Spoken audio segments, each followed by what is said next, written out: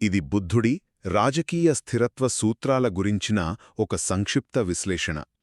మనలో చాలామందికి బుద్ధుడు ఒక ఆధ్యాత్మిక గురువుగానే తెలుసు కదా. కాని ఆయన ఒక గొప్ప రాజనీతిజ్ఞుడు కూడా. తన కాలంలో ఉన్న గణతంత్రాలు, రాచరికాలు, ఈ రెండింటికీ సుపరిపాలన కోసం ఆయన ఎలాంటి మార్గాలు చూపించాడో ఇప్పుడు చూద్దాం. మొదటిది గణతంత్ర రాజ్యాల గురించి. ఒక శక్తివంతమైన రాజు ఓ చిన్న గణతంత్రాన్ని ఆక్రమించుకోవాలని చూసినప్పుడు బుద్ధుడు వాళ్లకు 7 సూత్రాలు చెప్పాడు. సింపుల్గా చెప్పాలంటే అందరూ తరచూ సమావేశమవ్వాలి, కలిసికట్టుగా నిర్ణయాలు తీసుకోవాలి, సంప్రదాయాలను పెద్దలను గౌరవించాలి. ఈ ఐక్యతే వాళ్లకు అసలైన రక్షణ అని చెప్పాడు. ఇదే తరహా సూత్రాలను ఆయన భిక్షువులు సంఘానికి కూడా ఇచ్చాడు. రెండవది రాచరిక వ్యవస్థల సంగతి.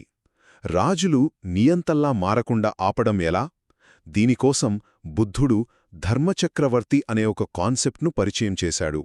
అంటే రాజు తన ఇష్టప్రకారం కాదు, ధర్మం అనే ఒక ఉన్నతమైన నియమావళికి లోబడి పాలించాలి. ఇక్కడ ధర్మమంటే ఏదో మతపరమైన విషయం కాదు, అందరికీ వర్తించే న్యాయం. ఇక చివరిగా, బహుశా అన్నిటికంటే ముఖ్యమైన విషయం, సమాజంలో నేరాలు ఎలా తగ్గించాలి. కఠినమైన శిక్షలు వేస్తే సరిపోతుందా? బుద్ధుడి సమాధానం ఖచ్చితంగా కాదు. ఆయన ప్రకారం నేరాలకు అసలు కారణం నైతిక పతనం కాదు, పేదరికం. అందుకే ప్రజలకు బ్రతుకు తెరువు చూపించి అవసరమైన వారికి సంపదను పంచడమే అసలైన పరిష్కారమన్నాడు. సో ఒక్క మాటలో చెప్పాలంటే బుద్ధుడి ప్రకారం సామూహిక ఐక్యత, ఆర్థిక న్యాయమే సుస్థిరమైన రాజ్యానికి పునాదులు.